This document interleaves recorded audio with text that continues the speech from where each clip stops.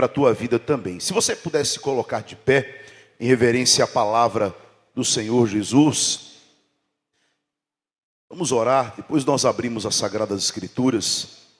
Senhor nosso Deus, nosso Pai, nós queremos bendizer o teu santo e precioso nome. Queremos te louvar, dizer que tu és o Deus da nossa vida.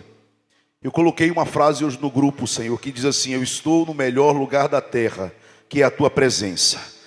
Eu quero bendizer, Senhor, o teu nome, dizer que não há outro Deus além de ti. Nós queremos, Pai, ouvir a tua voz, de tudo quanto o Senhor já fez essa noite, de cada louvor, a ministração de dízimos e ofertas que edificou a nossa fé, de cada jovem que cantou, de cada um que se preparou e preparou esse lugar para te servir, de tudo quanto o Senhor já fez aqui, dos músicos, instrumentistas, as irmãs que adoraram, a irmã que abriu o culto, de tudo quanto o Senhor já falou conosco.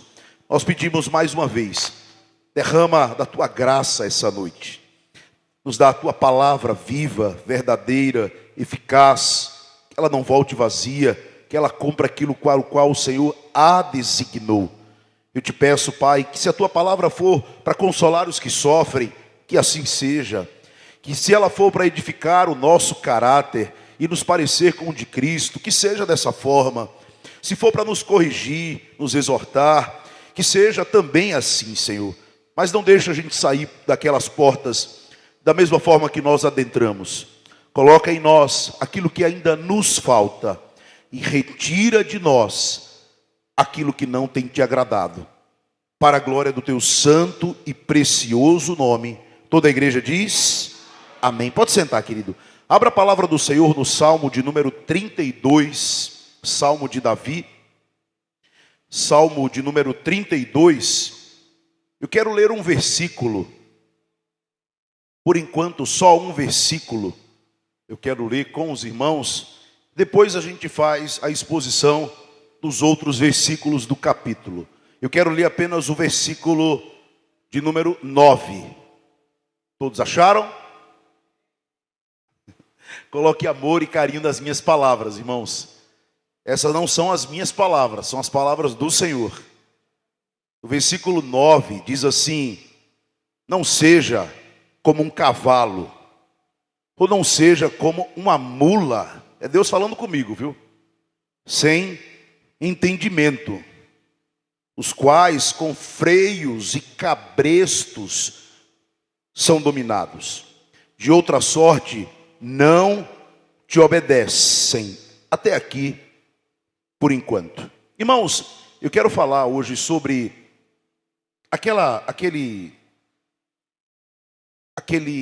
sentimento, ou aquela atitude, ou aquele hábito, ou aquela mania, ou aquele vício, ou aquele comportamento, ou aquele gênio, ou aquela forma de falar, ou aquele jeito de ser, que não condiz com os ensinamentos de Cristo para a nossa vida.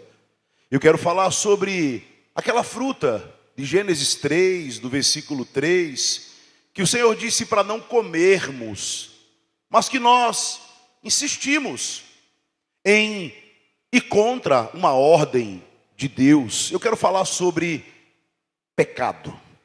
Hoje é culto de Santa Ceia, e eu talvez não seja popular essa noite, então eu peço aos irmãos que me ajudem em oração, para que a palavra do Senhor, ela por si só fale aos nossos corações. Fiquei me perguntando essa tarde, enquanto orava e me preparava para essa noite, por que a gente insiste em fazer o que não deve fazer? Vocês já pararam para pensar sobre isso?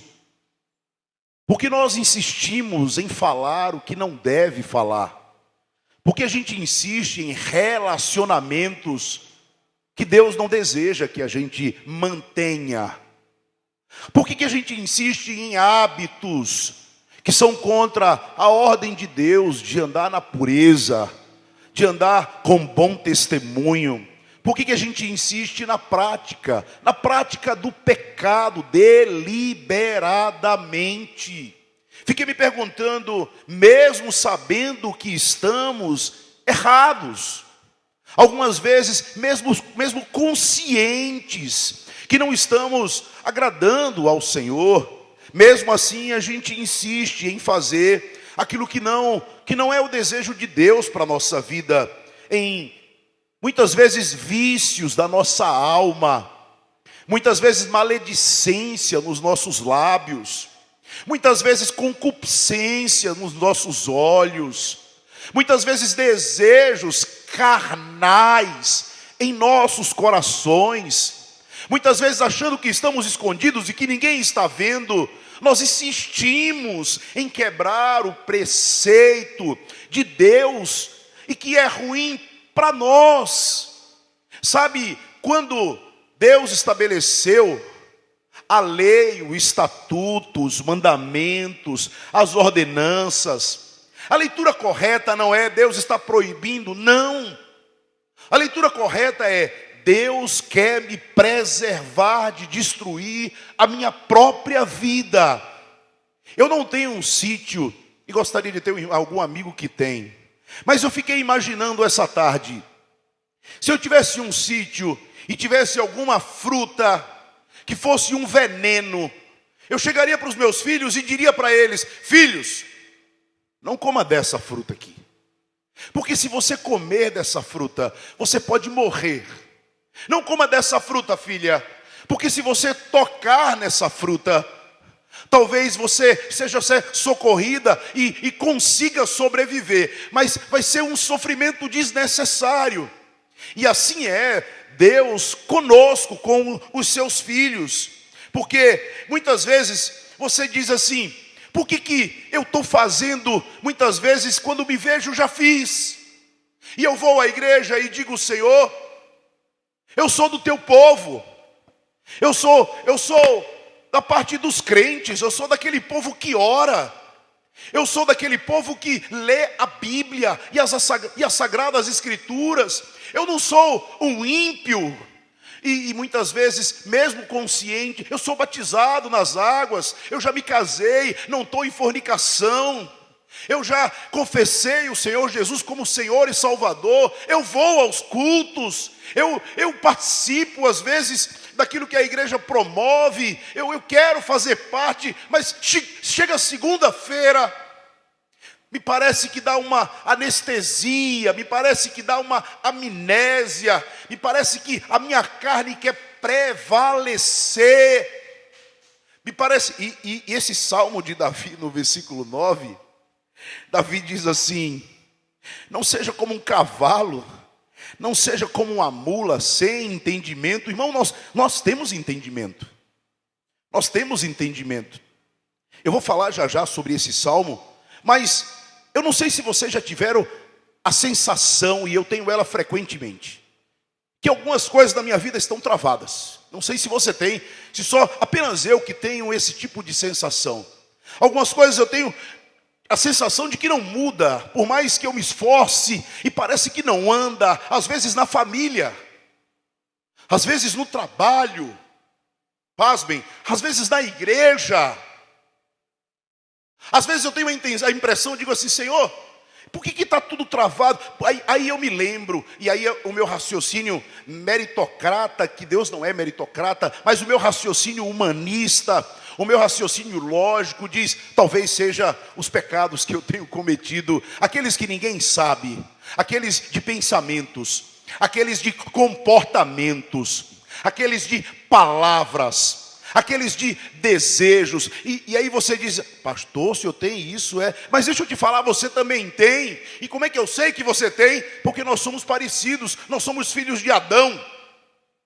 Eu sei, eu vou brincar para não ficar tão pesado. Domingo a minha orelha esquenta muito, irmão. Eu acho que é o dia em que os irmãos da igreja falam do pastor, mas ela esquenta de uma forma. Tem um ditado que quando a orelha está esquentando, alguém está falando da gente, né? E talvez se a tua esquentar, vê se a tua está quente. Eu falei de você talvez mal também. E se a tua esquentar, talvez alguém está falando de você, e a gente fica nas maledicências, a gente fica num comportamento muitas vezes infantil, porque Paulo disse: quando eu era menino, eu agia como menino, mas agora eu sou homem, larguei as coisas de menino. Parece que a gente insiste, parece que a gente... Eu vou dizer de uma forma que você compreenda. Quando Paulo fala em Romanos, no capítulo 7, eu vou voltar para cá, mas eu tenho que pincelar aqui um pouco em Romanos, porque às vezes a gente fala sobre pecados, né? E Davi era um pecador convicto, Davi era adúltero, Davi era assassino, Davi era dissimulado. E ele escreve esse salmo, para ele é uma oração esse salmo. E Davi era dissimulado, porque o pecado dele ninguém sabia, mas Deus sabia. Paulo vai dizer em Romanos no capítulo 7, não sobre pecados. Paulo vai falar sobre pecado, no singular. E Paulo diz assim: o pecado que habita em mim. E deixa eu te dar uma notícia, eu não sei se boa ou se ruim. O pecado habita dentro de nós. Ah, pastor, mas eu já desci as águas do batismo. Mas Martinho Lutero disse que ao batizar-se a velha criatura não morreu afogado. Imagina, a gente chega na igreja e a gente diz: agora eu sou crente. E todos os problemas que eu tinha no meu casamento foram resolvidos. Foram nada. São hábitos de comportamento, muitos deles vão se repetir. Ah, eu me converti e agora eu não tenho mais nenhum problema. Não, tem dívida que você fez lá no passado e que você não pagou. Eu disse hoje pela manhã na reunião de obreiros, dizendo assim: irmão, se você quer saber se alguém está cheio do Espírito Santo, não é se ele ora em línguas na igreja, não é se ele dá um glória mais alto, não é se ele tem roupa de pregador. Para você saber se alguém está cheio do Espírito Santo, é só ver como é que ele trata a esposa e vice-versa, como é que ela trata o marido.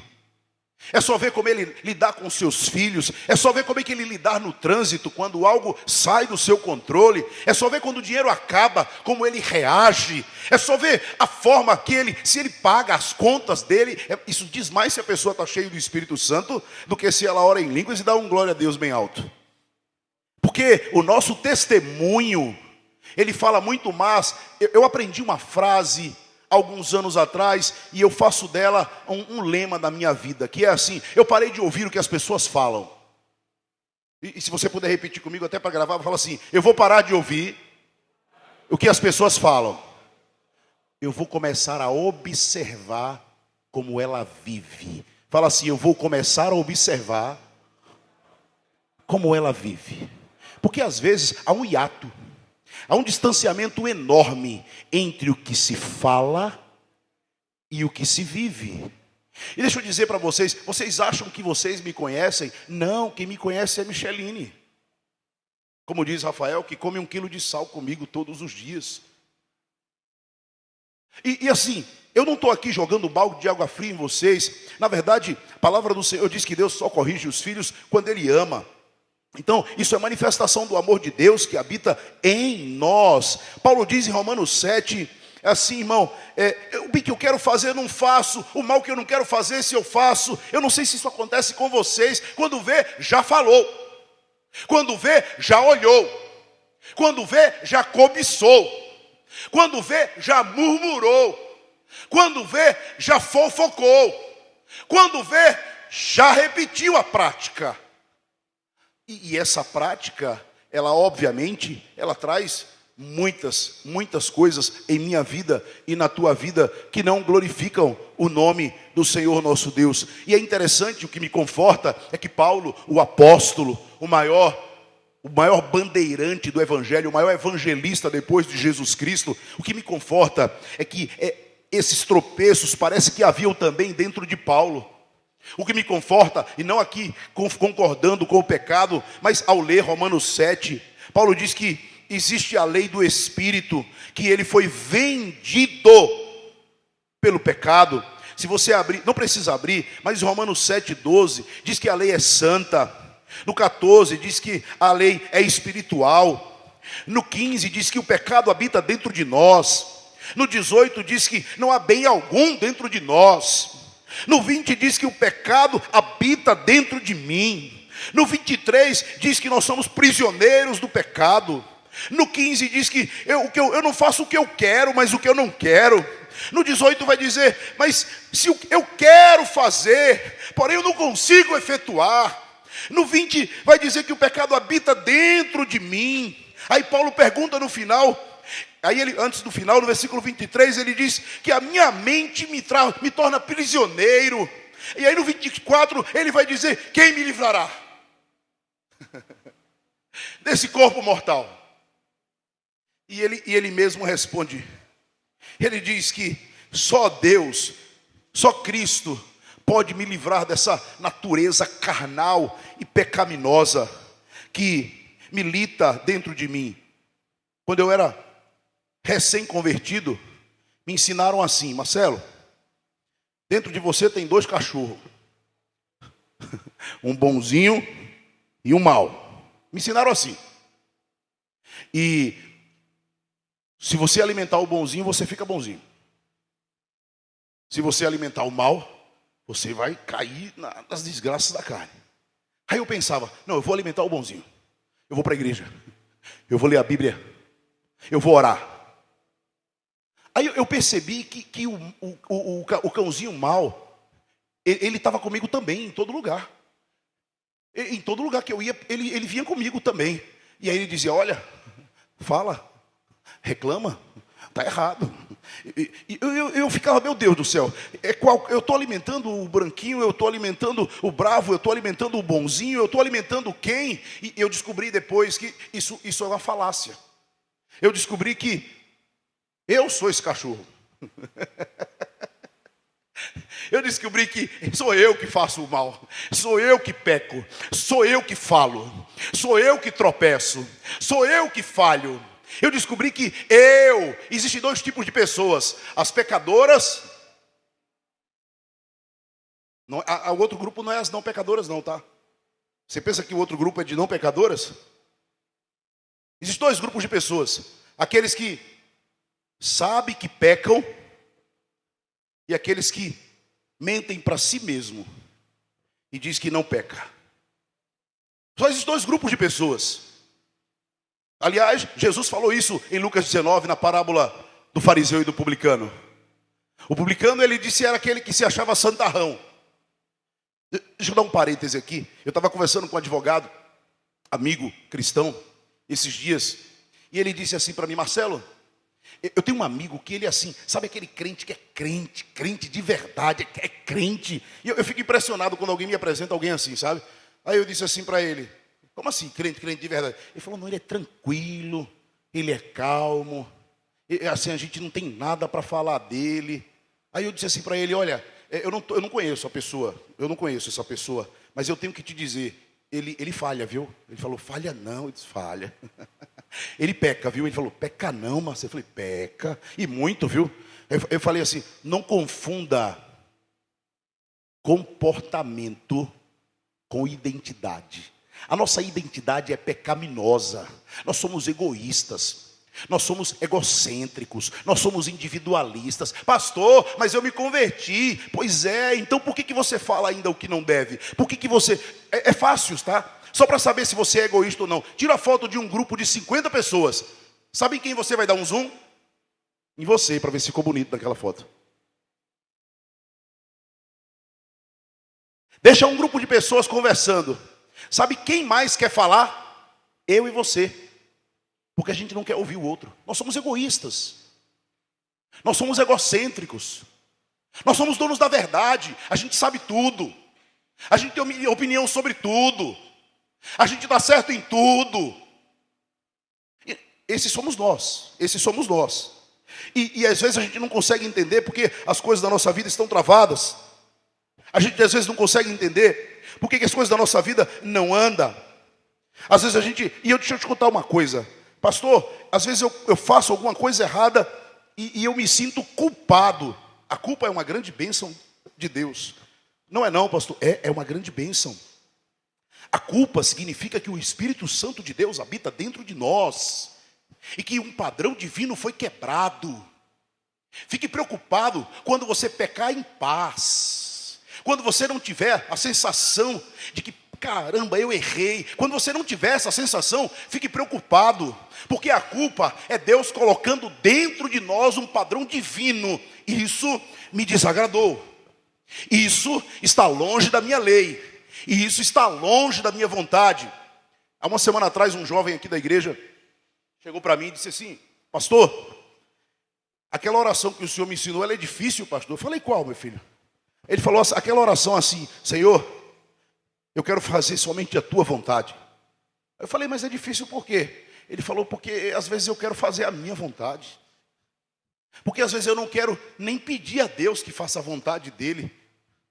É difícil essa oração, pastor, porque às vezes pedir a vontade de Deus é ir contra mim mesmo. Eu falei: é isso, o caminho é esse. O caminho é esse. A gente está começando o caminho da forma correta. E eu quero abrir lá em Salmo 32, que você abra, só para a gente andar um pouquinho aqui no texto. Eu não sei vocês, mas às vezes a gente olha a Bíblia, e a Bíblia diz que há diferença do que serve e o que não serve. A Bíblia diz que há diferença do joio para o trigo. A Bíblia diz que há diferença da ovelha para o bode. A Bíblia diz que tem uma porta larga e uma estreita. A Bíblia diz que tem aqueles que são luz, aqueles que são trevas. Mas tem dias na minha vida que eu olho para mim e eu penso: eu sou trigo ou joio com esse comportamento que eu tive aqui agora? Para mim, vocês talvez não, que são mais fervorosos, mais fiéis, vocês que são mais crentes. Não, irmão. Você é parecido comigo, porque foi da mesma raiz. Nós somos filhos de Adão, nós somos filhos de Eva.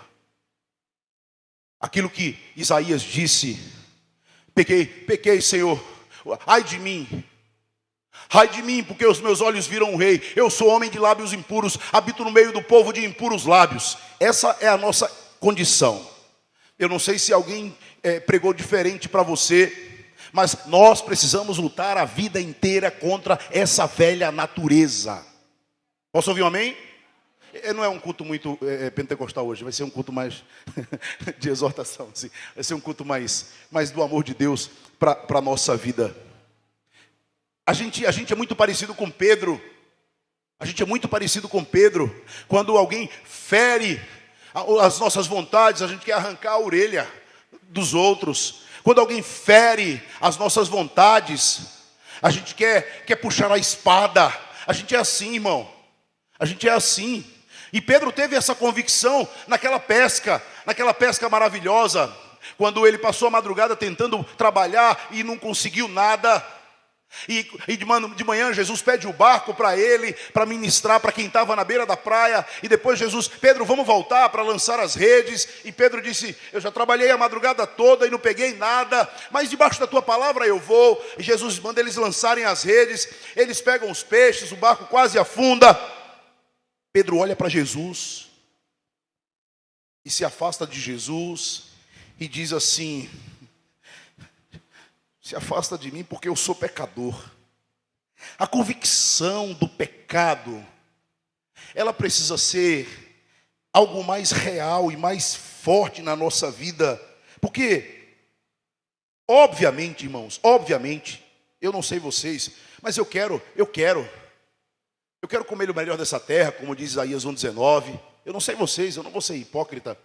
Eu quero comer melhor, eu quero vestir melhor, eu quero dirigir um carro melhor, eu quero colocar meu filho na escola melhor, eu quero ter condições de levar minha família no final de semana para um restaurante. Às vezes a gente não consegue, e às vezes a gente cai no ledo, engano, que a felicidade está nessas coisas. Eu não estou dizendo que está errado, é uma grande bênção de Deus. Deuteronômio 28 fala que se nós atentamente ouvirmos a voz do Senhor e obedecermos, as bênçãos de Deus correrão atrás de nós, e glória a Deus por isso, e fico feliz com isso. Mas a essência da vida, o final, o principal não vai ser isso, não vai ser. E aí, Salmo 32, versículo 1, começa assim na minha Bíblia: feliz ou bem-aventurado, que é a mesma coisa. Abra a Bíblia, por favor, no Salmo 32. Eu preciso agora, isso foi a introdução, irmãos. Feliz, no versículo 1 diz assim, feliz, ou bem-aventurado, que é a mesma coisa no hebraico. Feliz aquele cuja iniquidade é perdoada e o seu pecado é coberto. Só há felicidade verdadeira quando o sangue de Jesus nos purifica de todo o pecado. É o que diz a palavra do Senhor. A felicidade, a paz, é estar em paz com Deus, irmãos. É estar em paz com Deus. A felicidade do crente não é estar em guerra com Deus, é estar em paz com Deus. Você pode até estar em guerra com a esposa, algumas vezes. Não sempre, porque às vezes estar em guerra com a esposa você vai sempre estar errado. A minha está por aí não, né? A estratégia que Deus me deu lá em casa é, quando ela começa a brigar, eu digo, cadê ela? Está aí? Vou contar o meu segredo. Sansão contou o segredo dele e deu errado, né? Eu vou contar o meu segredo. Ela fala assim, eu quero. E não importa o que fala. Aí eu digo, você está certa. Se você está com a sua esposa aí do lado, diga para ela, você está certa. Acabou a briga. Acabou, porque se você diz para ela que você está errado e ela está certa, ela vai brigar mais o quê? A minha está por aí não, né? Eu contei para vocês, agora o segredo está revelado para vocês. A minha não sabe ainda não, não diga ela não. Porque senão amanhã não vai funcionar mais. A felicidade verdadeira está em paz com Deus. Irmão, se você não está em paz com Deus, você pode conquistar e não vai dormir direito. Se você não está em paz com Deus, você vai ter dinheiro e não vai ter tranquilidade na tua alma. Se você não está em paz com Deus, você vai realizar grandes coisas, mas parece que algo vai estar em conflito no teu caráter, no teu interior. Se você não estiver em paz com Deus, você vai fazer uma viagem, vai comprar o teu carro, vai fazer uma reforma na tua casa, mas se você não está em paz com Deus, sempre algo vai estar errado dentro de você. E você não fala, e eu não sei o que está errado. É porque a gente não está em paz com Deus. E como é que eu não fico em paz com Deus? Quando eu ando na prática do pecado. Fala assim, a prática do pecado é guerra com Deus. E deixa eu te contar um segredo. Essa guerra não tem como a gente vencer não, irmão. Não tem como a gente vencer. Versículo 2, feliz o homem a quem o Senhor não atribui iniquidade. Deixa aberta a tua Bíblia. Cujo espírito não há dolo. Há duas formas de viver, irmãos. Há uma forma de viver de aparências e há uma forma de viver sem culpa. Eu já disse isso na igreja, mas eu vou dizer de novo. Você pode me enganar. Você pode enganar o teu marido, a tua esposa. Você pode enganar o teu pai, a tua mãe. Você pode enganar o teu chefe. Mas há duas pessoas que você não consegue enganar. A primeira é o Senhor. Os olhos dela estão em todo lugar. Se eu levar a minha cama para o mais alto, ali Ele estará. Se eu for no mais fundo do abismo, ali Ele estará. Ele é onisciente, onipresente, onipotente. Ele é o Todo-Poderoso. Eu não posso viver uma vida de aparências. Eu não posso viver uma vida de aparências. Eu posso viver uma vida limpa. Como é uma vida limpa? É você fazer igual o publicano. Senhor, eu sou pecador. Tem misericórdia de mim. E se isso for a verdade dos teus lábios. Agora toma só cuidado, né? Porque Deus disse para Jeremias, esse povo me honra com os lábios, mas o seu coração está longe de mim. Isso precisa ser uma verdade. Quando você tropeçar, aliás, a palavra arrependimento ficou muito demodê, né? Ela ficou muito frágil, né? Eu me arrependi, viu? Eu já me arrependi. Não, irmão, quem se arrepende não pratica de novo. É simples. É simples. Quem se arrepende não faz de novo. É simples. Então, versículo 1 é estar em paz com Deus. Fala assim, estar em paz com Deus. O versículo 2 é que há duas formas de viver. Uma vida de aparência e uma vida com um coração puro e limpo. O Salmo 24, há uma pergunta do salmista. Quem subirá ao monte do Senhor? E ele mesmo responde, uma pergunta retórica. Ele diz, aquele que tem as mãos limpas e o coração puro. É só esses. Essa semana, meu amigo, meu irmão Ibinéas, mandou um áudio para mim, dizendo assim: Marcelo, não sei por que tu está indo na academia, porque lá no céu a porta é estreita e tu ainda não passa não. Ele mandou, a ideia de Ibinéas. Eu não sei por que tu está indo na academia, Marcelo. Lá no céu a porta é estreita e tu não passa ainda não. Eu disse: Ibi, na tua casa, no teu apartamento, tem espelho não, é, Ibi? Tu só olha pro meu, é?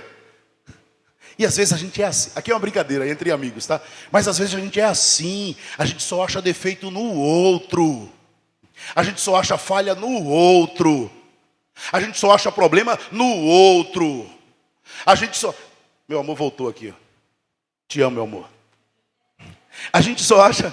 Os irmãos estão rindo, amor, não sei nem porquê. A gente só acha que o problema é do outro. Irmão, a gente tem problema. O nosso telhado é de vidro também, irmão. Versículo 3.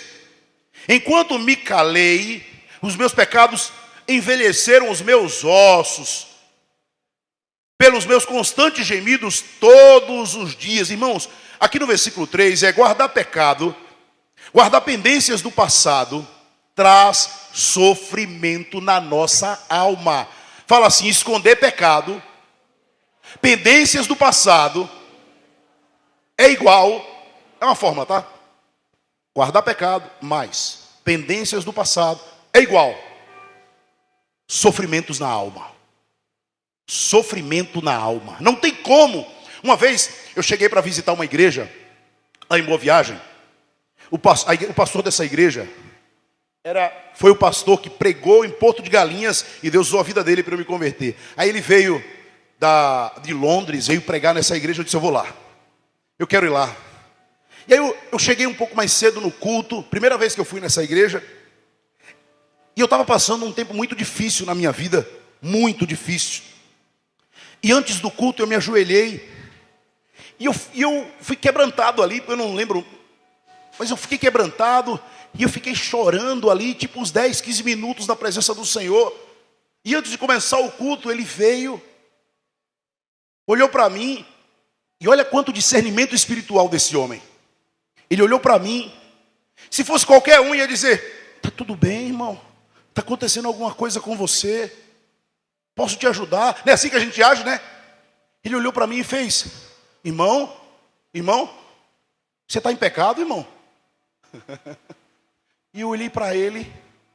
Eu disse: por quê? Ele disse: porque quem sofre muito está em pecado. Eu falei: meu Deus do céu, eu nunca tinha escutado isso de alguém. Às vezes a gente está carregando o sofrimento de pendências do nosso passado. E eu não sou melhor do que você. Eu tenho passado. E muitas vezes eu tropeço. Então se eu guardar isso, eu vou trazer pendência, eu vou guardar pendência, eu vou guardar mágoa com as pessoas. Deixa eu te dizer uma bênção que eu recebi de Deus. Deus me deu uma dádiva, irmãos. É uma dádiva. E não use isso para o mal. Eu já contei isso aqui na igreja. Eu não consigo ficar com raiva de ninguém. Isso não é meu não, viu, irmão? Isso é mérito meu não. Não use isso para o mal. Eu vou tirar onda com o pastor, já que ele não fica com raiva. Passa 1, 2 dias, meu coração está em paz. Eu não guardo mágoa. Eu oro a Deus para que Deus faça isso no teu coração também. Porque se a gente não guardar, não vira pendência. Se a gente não guardar, a gente não vai sofrer mais do que o necessário. Em quarto lugar, versículo 4. Porque a tua mão, versículo 4. Porque a tua mão pesava dia e noite sobre mim, e o meu vigor se tornou sequidão de estio. Irmão, se tem alguma coisa ruim, eu já usei essa analogia aqui na igreja, eu vou usar de novo. Cadê Caio? Caio, vem cá, por favor, Caio. Quando nós estamos na presença do Senhor, vem cá, Caio. Eu já fiz isso com o Caio, ele já sabe. Minha cobaia. Não, é um ator, Caio. Imagina que Caio é o pecador. Não. Imagina que Caio sou eu. É melhor assim, né? Caio sou eu. Pecador, então deixa eu me colocar. Imagina que Caio sou eu. E só imagina, tá, irmão? Só imagina. Imagina que eu sou o Senhor. Misericórdia. Só imagina. E eu estou andando, vem andando para cá, Caio, devagarinho. A mão de Deus está sobre a minha vida, me livrando do mal. Está mais alto, né? Maior que eu. Vai andando devagar, agora volta. Aí eu vou trabalhar, a mão de Deus está sobre a minha vida. Pego o meu carro, a mão de Deus está sobre a minha vida. Eu vou conversar com a minha esposa, a mão de Deus está sobre a minha vida. Eu vou educar meus filhos, a mão de Deus está sobre a minha vida. Aí eu resolvo desobedecer ao Senhor.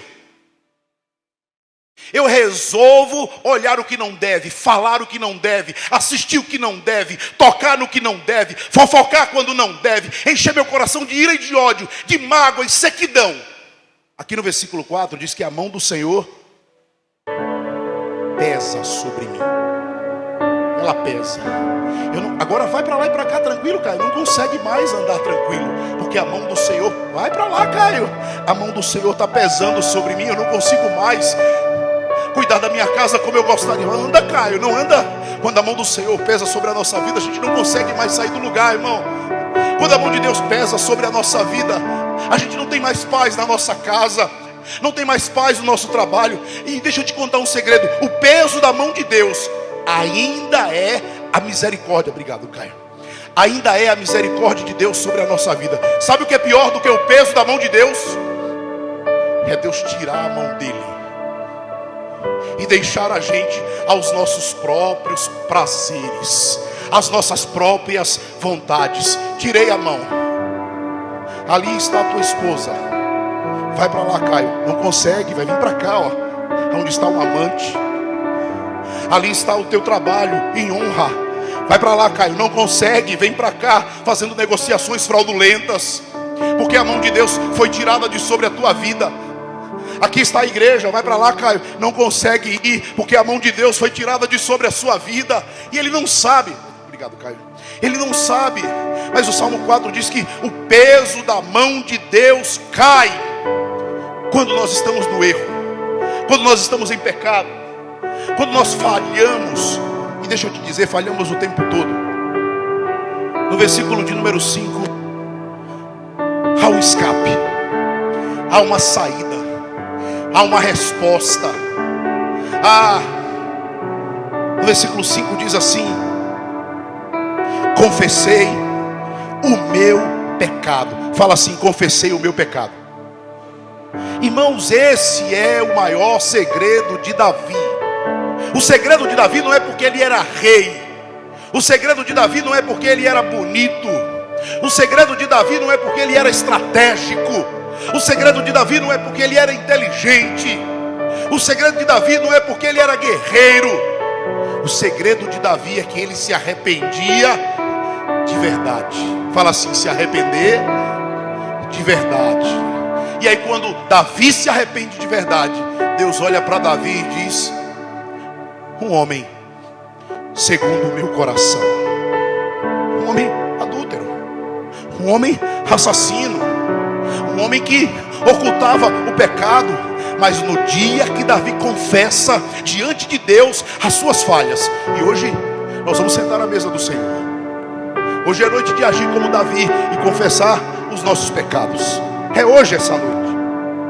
Versículo de número 6 diz assim a minha Bíblia no versículo 6: sendo assim, todo homem piedoso te fará súplicas em tempo de poder, encontrar-te com efeito quando transbordarem muitas águas. Irmãos, a minha oração e a tua oração, ela só será ouvida quando confessarmos os nossos pecados. Fala assim: a minha oração só será ouvida quando eu confessar o meu pecado. João 9:31 diz: Deus não ouve pecadores, mas se esse se arrepende, a esse Deus ouve. Davi diz aqui no versículo 6: o homem piedoso te fará súplicas em tempo de poder encontrar-te com efeito quando transbordarem muitas águas. não te atingirão. Irmão, o mal vai vir, mas depois que eu confessar, ele não tem poder sobre a nossa vida. Eu tinha um professor no seminário que ele dizia que onde houver trevas na nossa vida, o diabo tem poder. Mas onde houver luz na nossa vida, ele não ousa nem colocar sua pata. Então, se tem trevas na minha vida, eu vou levá-la para a luz. Eu vou dizer: Senhor, pequei. Senhor, errei. Senhor, falhei. Essa é a oração que eu faço quase que toda semana. Eu tropeço muito, irmãos. Eu falo o que não deve. Eu penso o que não deve. Eu reclamo quando não deve. Eu tenho muitas vezes ausência de fé. Eu não sei vocês. E eu digo assim: Senhor, me perdoa. Eu confesso diante de Ti o meu pecado, me perdoa. Faça disso uma prática na tua vida. Porque quando você confessa, você encontra perdão, você encontra a resposta. No versículo de número 7, eu sublinhei a palavra esconderijo na minha Bíblia. Se você puder sublinhar: Tu és o meu esconderijo, e me preservas na tribulação, e me cercas de alegres cantos e livramentos. Irmãos, o esconderijo é o contrário de estar vulnerável. Fala assim: esconderijo, estar vulnerável. O Senhor é o nosso esconderijo. É Ele quem te guarda. É Ele quem guarda a tua saída e a tua entrada. É Ele que guarda o teu deitar e o teu levantar. É Ele que diz no Salmo 91, versículo 10: 1000 cairão ao teu lado, 10.000 à tua direita, você não será atingido. Praga alguma chegará à tua casa. Maior é o que está em você do que aquele que no mundo está. Deus é o nosso esconderijo. E se Ele não for o meu e o teu esconderijo, nós estamos vulneráveis. Hoje pela manhã da consagração, 6:30 da manhã, eu estava ali na frente. Os irmãos já estavam aqui de joelhos. Passou uma mulher embriagada aqui na frente da igreja, 6:30 da manhã. Ela olhou nos meus olhos. Eu me lembrei da conversa que eu tive com o Jajá ontem. Ela olhou nos meus olhos e disse, eu não sei a palavra agora ao certo, com um olho fito nos meus, ela disse assim: eu vou trazer confusão nessa igreja. Disse: misericórdia, para trás de mim, Satanás, porque tu és o meu esconderijo, Senhor. Não foi confusão a palavra, foi uma palavra tipo rebuliço. Rebuliço, obrigado. Ela olhou para mim, Jô, e disse: eu vou trazer rebuliço nessa igreja. 6:30 da manhã, irmão. Eu disse: Senhor, tu és o meu esconderijo, tu és o meu guarda, tu és o meu Senhor. Tua palavra diz que ainda que eu ande pelo vale da sombra da morte, não temerei mal algum, porque tu estás comigo. A tua vara e o teu cajado me consolam. Ainda que o inimigo venha por um caminho, a tua palavra diz que por 7 caminhos ele sairá. Ele é o meu esconderijo, Ele é o teu esconderijo. Versículo de número 8: Ele é o nosso caminho. Fala assim: Ele é o nosso caminho. Eu vou te instruir, te ensinar o caminho que você deve andar. Irmão, não tem outro caminho. Não é o caminho do álcool, não é o caminho da droga, não é o da pornografia, não é o carnalidade, não é o do ego, não é o do individualismo, não é o da frieza. Só tem um caminho. João 14:6. Jesus Cristo disse: eu sou o caminho, a verdade e a vida, e ninguém vai ao Pai se não for por mim. É só esse o caminho. Só tem esse caminho. Não tem o caminho alternativo. É só esse caminho. Versículo 9, que é o texto que nós lemos: não seja como um cavalo, não seja como uma mula, um jumento, em algumas versões. Deixa eu dizer para você: não seja teimoso, não seja teimosa, não seja rebelde. Obedeça, ande na presença dele, obedeça. Se você for inteligente, ande no caminho. Não seja teimoso, teimosa. Eu não posso chamar os irmãos de burro, nem de burro. Então eu vou dizer: não sejam teimosos. Versículo 10: muito sofrimento terá o ímpio. Irmãos, não tem outra forma. Se eu quero a misericórdia de Deus, eu preciso obedecer o Senhor. Posso ouvir um amém? O versículo 10 diz que o ímpio terá muito sofrimento, mas aquele que serve ao Senhor receberá a misericórdia de Deus. E em último lugar, versículo 11: alegrai-vos no Senhor e regozijai-vos, ó justos. Resultai-vos todos que sois retos de coração. Alegria verdadeira só no Senhor. Alegrai-vos no Senhor. Neemias 8:12. A alegria do Senhor é a minha força. Filipenses capítulo 4, Paulo diz: alegrai-vos. Mais uma vez vos digo, alegrai-vos. E só é possível ter a verdadeira alegria é na salvação de Cristo Jesus. É por isso que Davi disse que eu não perca a alegria da salvação. Como crianças, quando ganhamos um presente, ficamos bem alegres, ficamos felizes.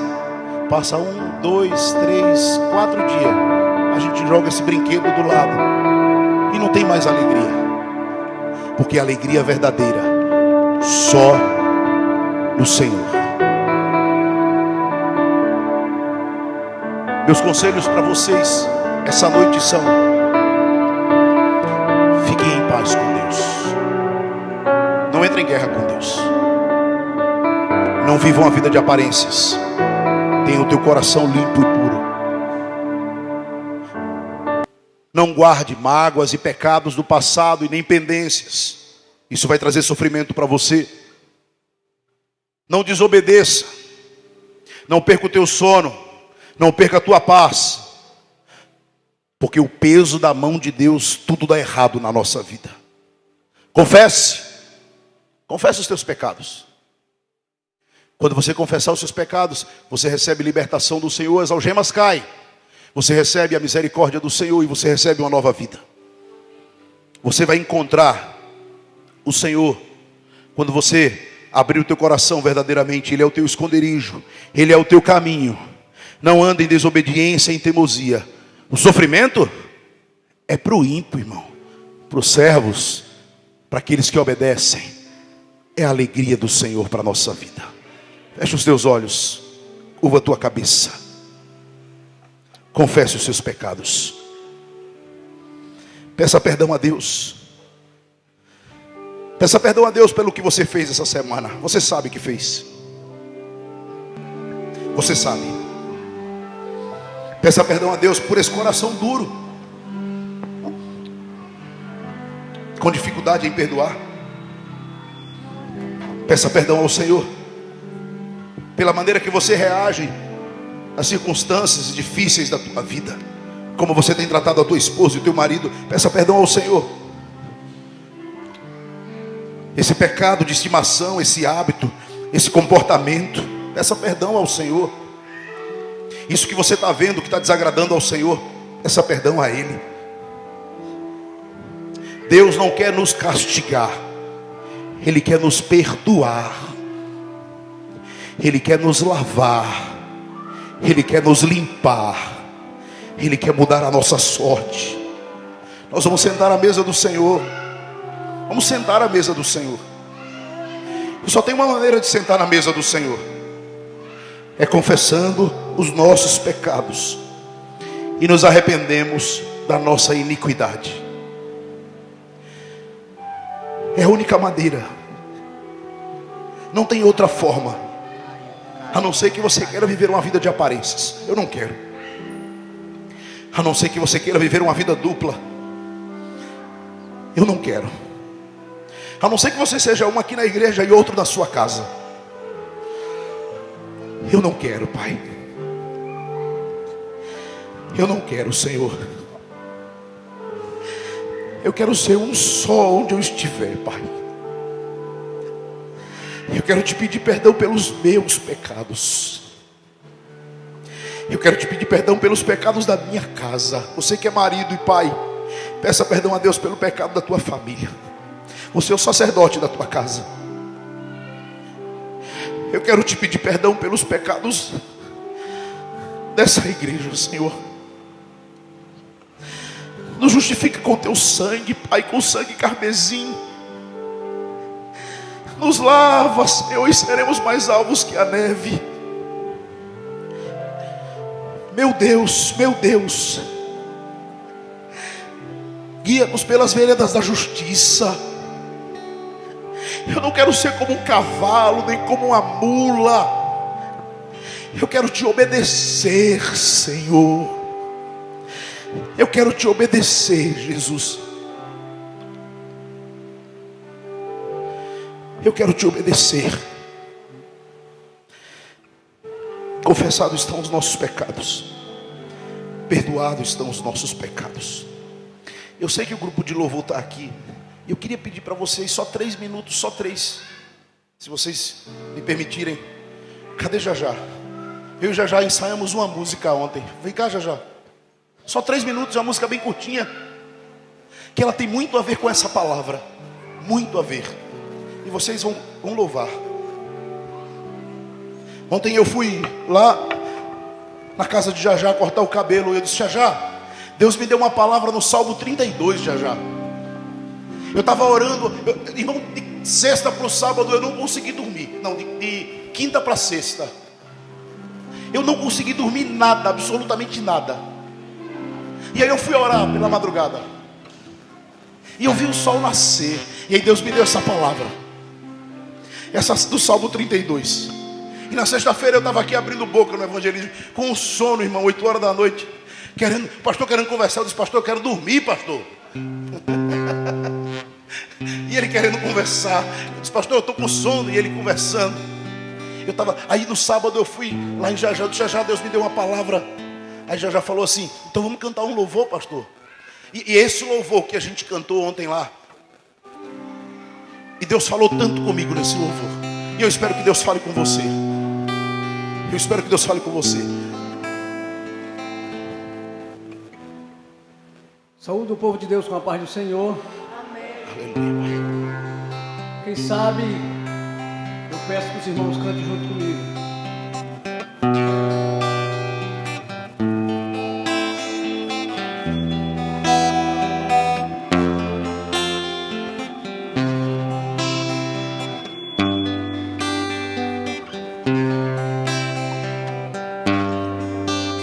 Eu vivi dentro de um calabouço, aprisionado, sem poder sair.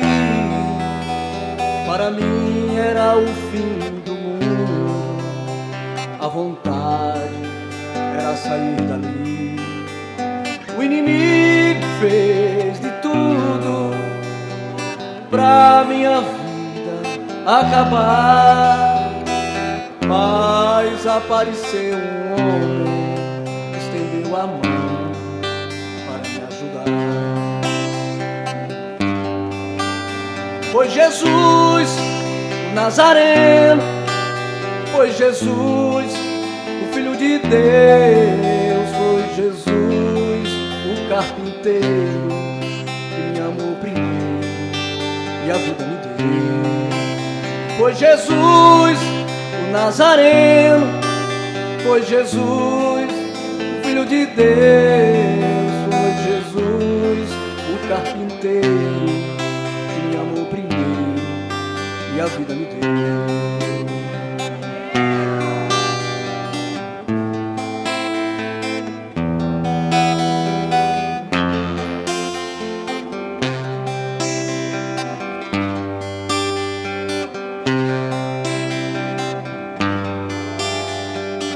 O meu coração batia forte, como quem diz é o fim. Pensei, tudo está perdido, não aparece um que tenha pena de mim.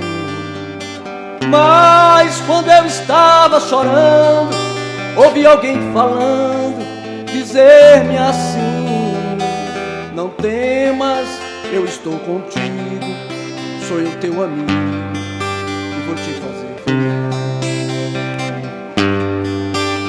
Foi Jesus, o Nazareno. Foi Jesus, o Filho de Deus. Foi Jesus, o carpinteiro, que me amou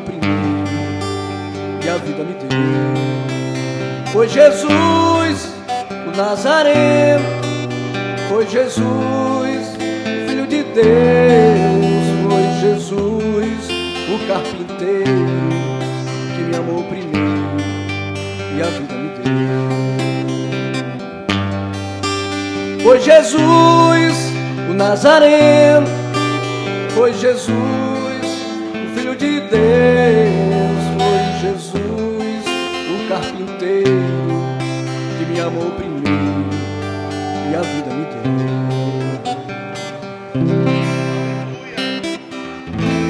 Glória a Deus, que Deus continue abençoando a sua igreja.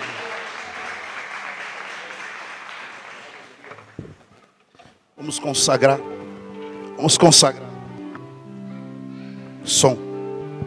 Gilmar, acabou aqui. Som. Aí. Mais um mês nos sustentou o Senhor.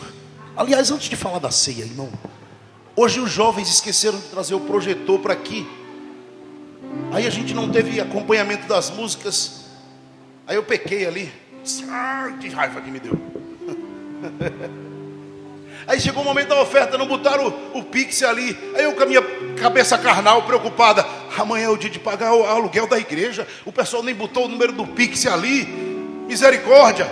Aí eu disse, já sei. E esqueci. Vou falar para o povo. O número do Pix está lá no grupo, para os irmãos entregarem a oferta. Aí Deus falou assim comigo, quem paga o aluguel sou eu, rapaz. Eu falei, misericórdia, Jesus. Me perdoa, Pai. É Ele quem sustenta a nossa casa. É Ele quem sustenta a nossa igreja. É Ele quem sustenta a nossa vida. Amém? O Senhor Jesus, na noite em que foi traído, tomou o pão, tendo dado graças, o partiu e disse, esse é o meu corpo partido por vós. Façam isso em memória de mim. De semelhante modo, tomou o cálice e disse, este é o meu sangue. Este é o sangue da nova aliança, derramado por amor às vossas vidas. Façam isso todas as vezes que comerdes do pão e beberdes do cálice, até que eu venha para buscar a minha noiva. Os nossos pais comeram maná no deserto e morreram, mas todo aquele que comer desse pão não morrerá, mas viverá para sempre. Com os pecados confessados, com o coração arrependido, com uma vida nova a partir de hoje, você pode sentar à mesa do Senhor, comer do pão e beber do cálice. Consagrado estão, Senhor, esse pão e esse cálice no teu altar, Pai. Em nome de Jesus. Podem servir, vamos adorar ao Senhor.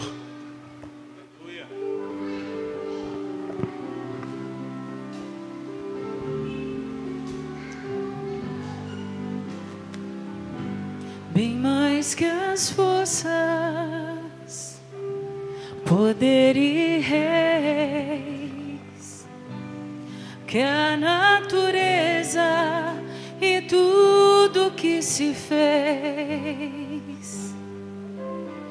bem mais que tudo criado por tuas mãos. Deus, tu és o início, meio e fim. Bem mais que os mares, bem mais que o sol e as maravilhas que o mundo conheceu, e as riquezas, tesouros desta terra. Incomparável és pra mim. Por amor, sua vida entregou, meu Senhor. Humilhado foi com a flor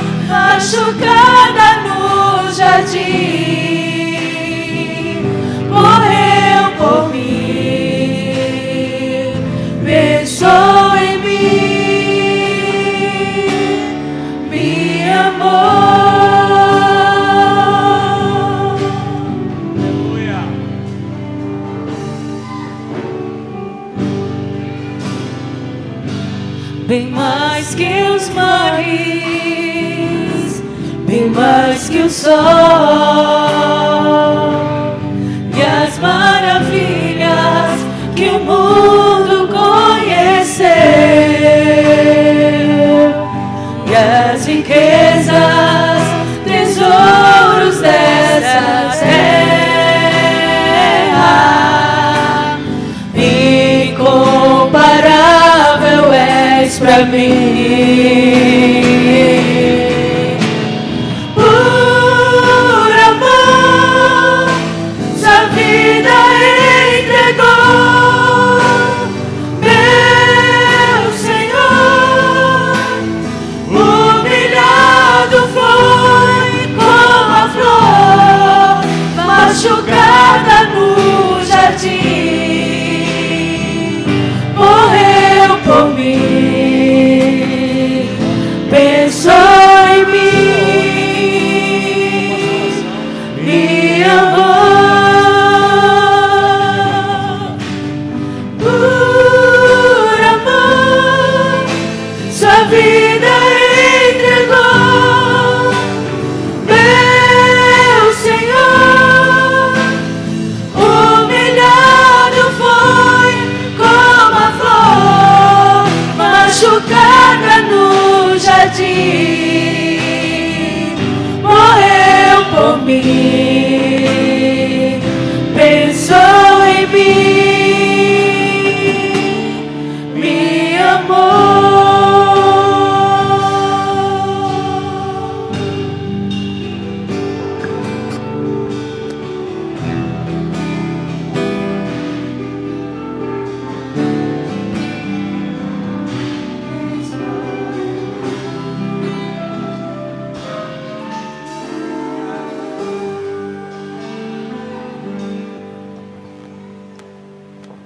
Cumprimento os irmãos com a paz do Senhor. Vamos orar em nome de Jesus. Antes de eu orar, eu quero dizer a você que está nos visitando, que ainda não faz parte da família real, esta é a sua oportunidade de se render aos pés do Senhor. Então, depois do culto, ou antes de terminar o culto, se você quiser se render aos pés do Senhor e entrar na família real para que você possa ter também o teu nome escrito no livro da vida, a oportunidade é essa. Oremos. Justo e eterno Deus, Pai querido, Pai celestial, nós queremos te agradecer, Senhor, por mais uma oportunidade que o Senhor está nos dando. Por esta honra, Pai, de estar aqui, Senhor, participando, Senhor, do teu corpo e do teu sangue, Senhor, que foi derramado na cruz do Calvário. E o Senhor disse: fazeis todas as vezes que bebedes, que a gente possa fazer isso todas as vezes, para que a gente possa se lembrar do que Ele passou por cada um de nós. E que a gente venha entender que vale a pena sofrer por este Evangelho. Ele disse: no mundo tereis aflições, mas tende bom ânimo. Então se alegre. O Senhor estar aqui nesta noite, no nosso meio. Ele estar aqui passeando. Então que você possa neste momento tirar toda a tua preocupação, toda a tua ansiedade e agradecer a Ele por este momento que Ele tem nos dado. Estamos já no finalzinho do ano e o Senhor tem nos dado vitória, e o Senhor tem nos ajudado, e o Senhor tem nos fortalecido. E todos os meses que nós chegamos aqui e participamos do corpo e do sangue de Jesus, é para que a gente lembre-se que a gente não deve olhar para trás, mas sempre olhar para Ele. E a gente vê nele a resposta dos frutos das nossas orações. Então, por isso, Senhor, eu te peço, todos aqueles que vão participar do teu corpo, que eles possam ser fortalecidos, Senhor, que eles possam, ó Pai, passar mais um mês na tua presença, porque eu costumo dizer, Senhor, que a maior autoridade que o Senhor nos deu é dizer não para o pecado, é resistir ao diabo, como o Senhor falou, e ele fugirá de vós. Então que quando nós participamos, Senhor, tira de nós tudo que não te agrada, tira de nós toda a prepotência, tira de nós todo o orgulho, todo o eu, que nós possamos reconhecer, Senhor, que é o Senhor que nos fortalece.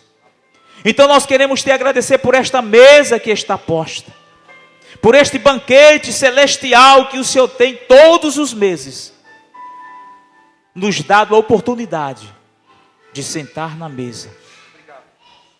Então, Senhor, fica conosco, continua conosco, fortalece aquele que passou por essas portas hoje fraco, triste, talvez até pensando em desistir, em parar. Então nos fortalece com teu sangue e com teu corpo, Senhor. Podei comer do corpo do Senhor e tomar do sangue do nosso Senhor e Salvador Jesus Cristo.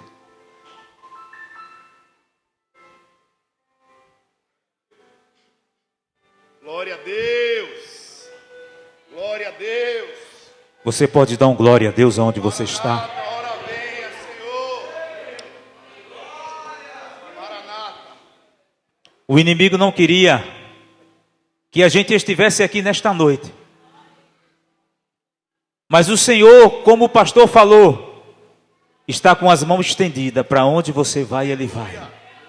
Nos guardando, nos livrando de todo mal.